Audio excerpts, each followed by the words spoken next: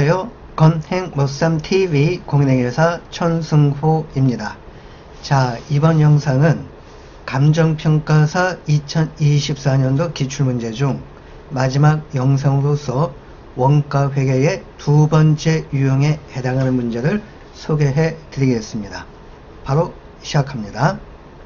71번 원가 흐름에 대한 문제가 되겠는데요. 자, 간평은 정상 원가 계산 제도를 채택을 하고 있답니다. 그럼 번뜩 떠오르는 게 직접 재료비 실제, 직접 노무비 실제, 반면 제조 간접비는 예정 배비에 딱 그게 생각이 나야 되겠죠. 그리고 재고자산은 다음과 같다 해서 가장 전형적인 기초 기말 직접 재료 제공품 제품에 대한 자료가 제시가 되고 있고, 2001년 매출액은 9만원이고요 마지막에 매출 총이익률 30%이니 원가율은 70%가 되겠죠. 그래서 매출액 9만원에다가 원가율 70% 곱하게 주면은 7963, 매출 원가는 63,000원이 보자마자 생각이 나야 됩니다. 또한 직접 재료 매입액 3만원, 자, 기초 5,000원에다가 매입액 3만원 더하고 기말 원재료 6,000원을 빼면 직접 재료비 29,000원도 바로 계산이 돼야 되겠죠. 자, 직접 노무비 발생된 금액은 2만원이고 시간당 직접 노무비는 20원이다. 수량에다가 단가를 곱하게 해주면 금액이 나온다고 그랬죠. 세 개 중 금액이 주어졌고 시간당 단가가 주어졌습니다. 그럼 나누게 해주면은 수량, 여기는 직접 노동시간 1000시간이 계산이 되겠네요. 그래서 회독수를 높이면 이게 그냥 보입니다. 그 정도까지 공부되셨겠죠? 아무튼 직접 노동시간을 기준 제조간접비 예정 배부할 때 제조간접비 예정 배비율은 얼마가 되겠는가가 이제 출제가 되었습니다. 자, 그러면 아까 읽으면서 직접 재료비 29,000원 계산이 되었고 매출원가 또 계산이 됐겠죠. 그 다음 매출원가 63,000원이라는 금액은 제품 T폼 대변 쪽입니다.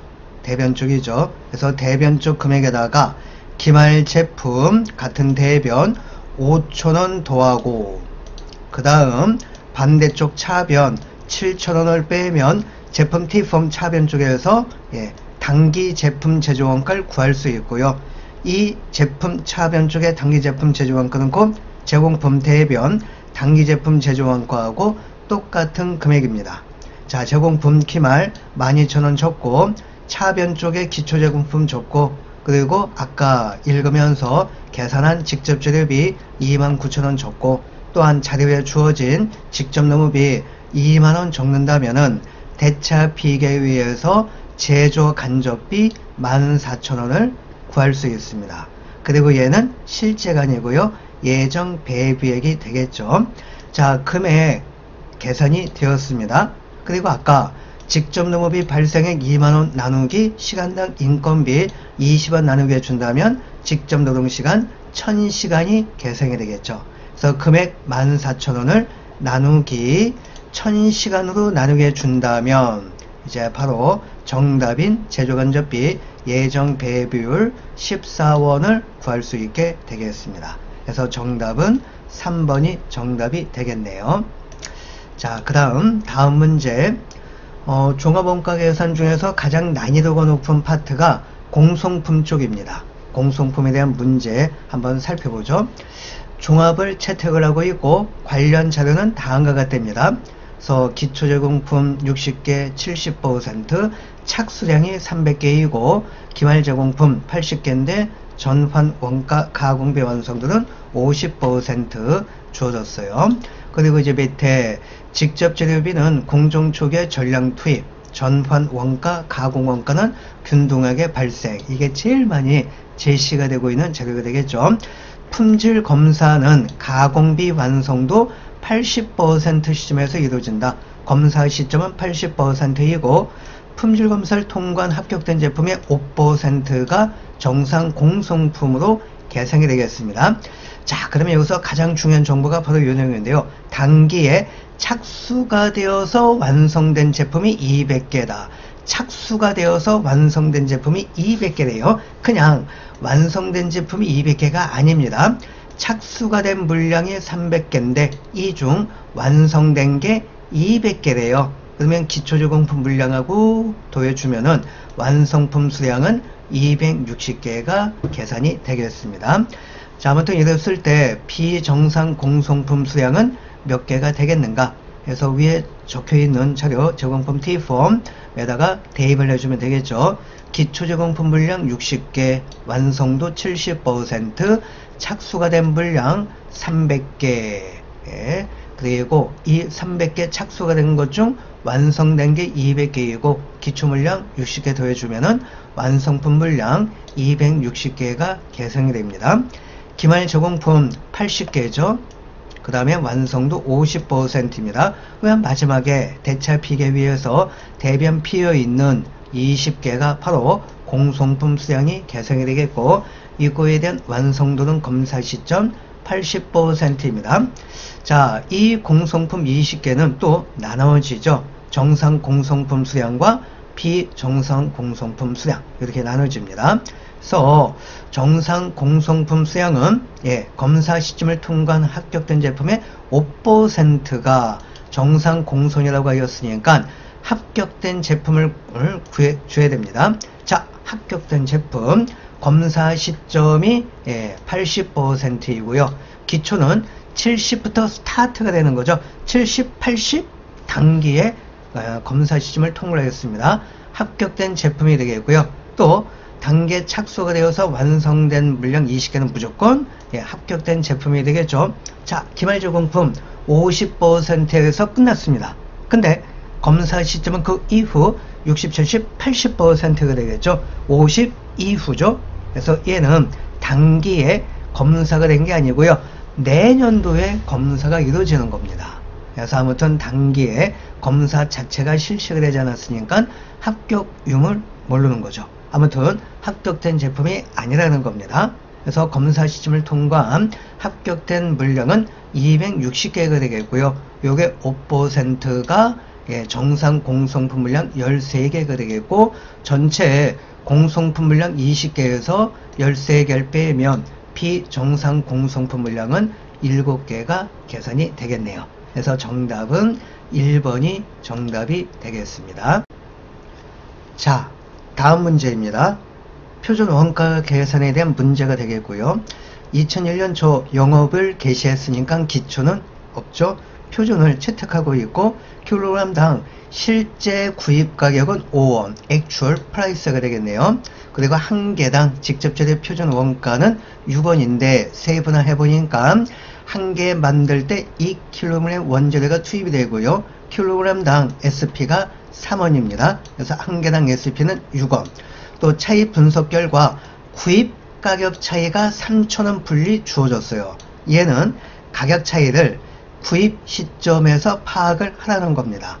그래서 AQ, SP 뭐 이런 거 할 때 이렇게 이제 두 단계로서 이제 나눠 가지고 AQ-AP, AQ-SP에 의해서 구입 가격 차이를 구하고 사용 차이, 능률 차이는 사용량에 의해서 계산을 해줘야 됩니다.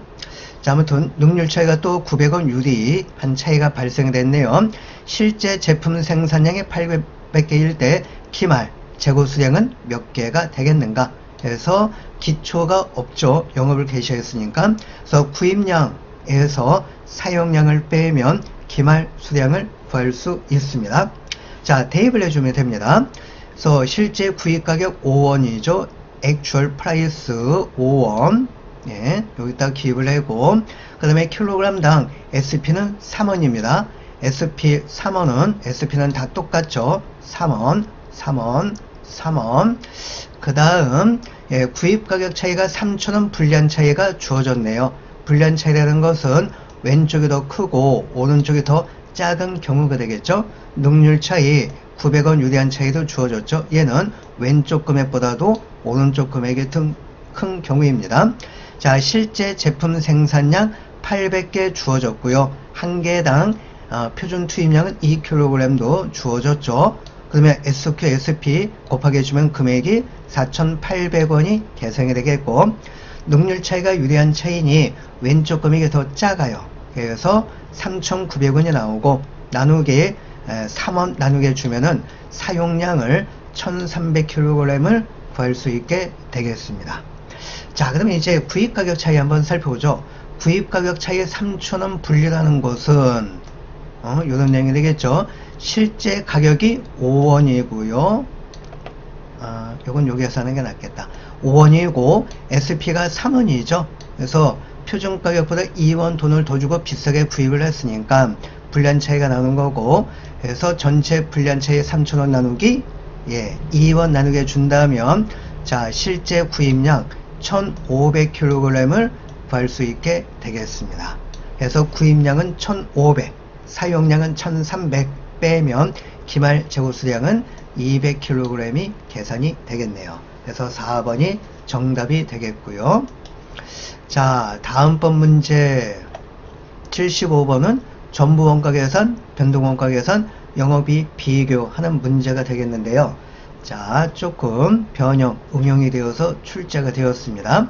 간평은 2001년 초 영업을 개시했다. 그래서 기초 1분기 기초 재고는 없겠죠. 그러면 제품 X 생산 판매 선인선출법 적용을 하고 있고, 1분기, 2분기 결과가 다음과 같이 제시가 되고 있습니다. 자, 1분기 생산량, 2분기 생산량 주어졌고, 전부 쪽 이익과 변동 쪽 이익이 주어졌네요. 그래서 이거 보니까 1분기도 전부 쪽 이익이 더 크죠. 2분기도 전부 쪽 이익이 더 크죠. 그래서 얘는 기초보다도 기말 재고가 요 차액만큼 증가가 되었다라는 것을 암시를 해줍니다.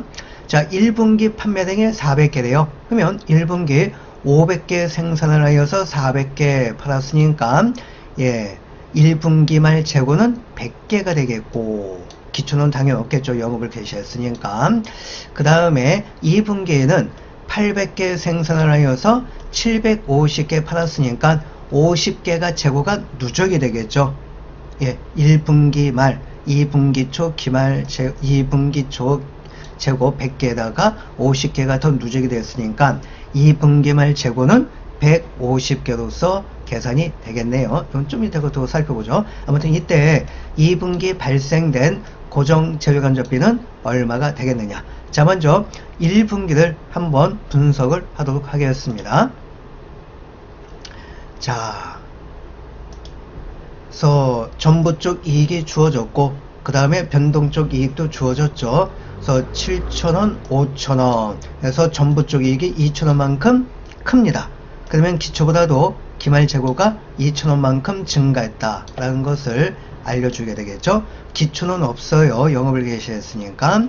자, 1분기 말 재고 500개 생산을 하여서 400개 팔았으니까 100개가 남게 되겠고요. 그리고 이제 2,000원 나누기 20원에 100개 해준다면 한 개당 고정 재료간접비는 20원이 계산이 되겠습니다. 자, 1분기 말은 2분기 초로 넘어가게 되겠죠. 자, 해서 이제 2분기로 넘어가도록 하겠습니다. 자, 2분기 보니까 아이고 요거 가려졌는데요. 아무튼 2분기 말 정보가 2분기 초 정보로 똑같이 이제 넘어오고, 위에 표를 보면 전부 쪽 이익은 8,500, 변동 쪽 이익은 6,000원이 주어졌어요. 그래서 전부 쪽이 2,500원이 더 크죠. 그래서 기초보다도 기말 재고가 2,500원만큼 증가했다라는 것을 알려줍니다. 그러면 기초 재고가 2,000원이니 기말 재고는 4,500이 되겠죠. 2,000원짜리가 4,500, 2,500이 추가 증가되었으니까. 그 다음 2분기 말 재고는 150개입니다. 아까 2분기 생산량에서 판매 수량을 빼니 50개가 더 누적이 되겠죠. 그래서 기말 재고는 150개가 되겠습니다. 그러면 2분기 한 개당 고정 재료간접비는 30원이 계산이 됩니다. 4,500원 나누기 150개 하지만 30원이고요. 그리고 이 30원에다가 2분기 생산량 800개를 곱하게 준다면 정답 2분기 발생된 고정 재료간접비는 24,000원입니다. 해서 4번이 정답이 되겠네요. 자, 다음 문제는 결합 원가 계산과 관련된 문제입니다. 간평은 결합 공정을 거쳐 주산품 AB, 부산품 F 생산, 주산품 AB는 추가 가공 후 판매하고 부산품 F의 회계 처리는 생산 시점에서 순실현가치법 즉 생산기준법을 적용을 한다. 그러면 부산품의 순실현가치 구한 다음에 그것을 결합 원가에서 차감하는 방법이 되겠죠. 관련 자료는 다음과 같고요. 결합 원가 1,450원을 분리점에서의 순실현가치 기준 배분을 할 때 주산품 A의 매출 총이익은 얼마가 되겠는가? 매출 총이익은 매출액에서 매출 원가를 빼면 계산이 되겠죠. 자, 먼저 부산물의 순실현가치를 먼저 구합니다. 한 개당 판매단가 30원 곱하기 50개 1,500원에서 추가 가공원가 500원을 빼면 1,000원이 계산이 되겠고, 이것을 결합 원가 1,450원에서 빼야 되는 거죠. 그래서 배분할 결합 원가는 450원만입니다.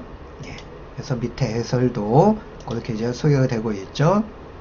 450원 이렇게 이제 배분을 하고, 그 다음 이 결합 원가를 주산품 AB의 순실현가치를 기준으로 배분을 해줘야 됩니다. 자, A의 순실현가치, 자, 60원 곱하기 100개 해주면은 6,000원이고요. 빼기 추가 가공원가 1,000원을 빼면 5,000원이 계산이 되겠죠. B는 30원 곱하기 140개 그리고 빼기 200원을 빼면 4,000원이 계산이 됩니다. 그래서 바로 요 비율에 의해서 결합 원가 450원을 A쪽에 배분을 해보니 250원이 계산이 되겠고요. 그 다음 A의 즉 주산품, 연산품의 제조원가는 어떻게 계산이 된다? 배분된 결합원가에다가 추가 가공원가 1,000원을 더한 금액이 되겠죠. 그래서 주산품 A의 제품 제조원가는 바로 1,250원이 계산이 되겠고요. 1,250원. 즉 추가 가공원가에다가 배분된 결합원가 더해주고요. 그 다음에 매출원가는 100개 생산을 해서 80개 판매가 된 거죠. 바로 이 80개 부분이 바로 매출원가에 해당하는 금액입니다. 1,250원 중 그럼 이제 1,000원이 매출원가 계산이 되겠고, 그 다음 판매 단가 매출액은 자 60원 80개 판매를 했잖아요. 그래서 매출액은 6%에 48 4,800원이고 매출원가 1,000원을 빼면 매출총이익은 3,800원이 계산이 되겠습니다. 아마 결합제품에서 가장 난이도가 높은 문제가 아닌가 이렇게 이제 생각을 합니다. 자, 그 다음 문제 CBP 분석과 관련된 문제가 되겠는데요. 법인세 고려 초과노준세율 구조로 된 겁니다. 자, 어렵지 않습니다. 그래서 A를 생산하여 한 개당 1,000원에 판매하고 있고요. 한 개당 변동비가 600원이 돼요. 그럼 번뜩 한 개당 공원이익은 400원이 되겠죠. 총 고정비는 3만원입니다. 세후 순이익이 12,500원을 달성하기 위한 A의 판매 수량은 어떻게 되겠느냐? 자, 초과누진세율 구조. 세율은 만원 이하까지는 20%, 그러니까 세전이익 만원 이하까지는 20%이고요. 만원을 초과하는 부분에 대해서는 25%가 되어지는 거죠. 가장 기본적인 조건은 세전 순이익에서 세금 효과를 빼면 세후 순이익이 계산이 되겠죠. 세전 순이익을 구하는 겁니다. 세전 순이익을 X라고 가정을 할게요. 그럼 이제 빼기 세금 효과는 만원까지는 20%입니다. 그럼 2,000원이 계산이 되겠죠. 그 다음 만원을 초과한 세전이익 X 부분, 요 부분은 25%입니다. 그래서 이렇게 해준다면 바로 세전이익이 얼마인지는 모르지만은요, 세금 효과를 고려를 하게 되는 거고, 세전이익에서 세금 효과를 빼면 세후순이익 주어진 12,500원이 계산이 됩니다. 아무튼 이걸 엑셀을 풀면 다들 풀 수 있으시죠? 16,000원이 계산이 되겠고요. 세전이익을 구했으니까 앞에 내용, 우리가 제일 많이 공부했던 앞에 내용하고 똑같이 되겠죠. 고정비 플러스 세전이익 나누기 한 개당 공원이익 나누기 준다면 바로 정답 115개를 구할 수 있게 되겠습니다.